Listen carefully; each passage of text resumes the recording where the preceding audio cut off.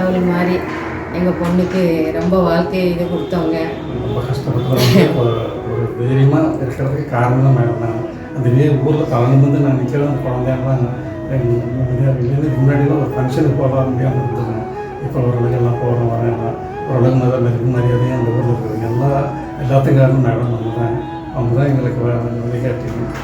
அவங்களால தான் இந்த அளவுக்கு அவங்க வந்து பேரண்ட்ஸ் இப்போ நான் 4th படிச்சுட்ருக்காங்க. 10 வருஷம்.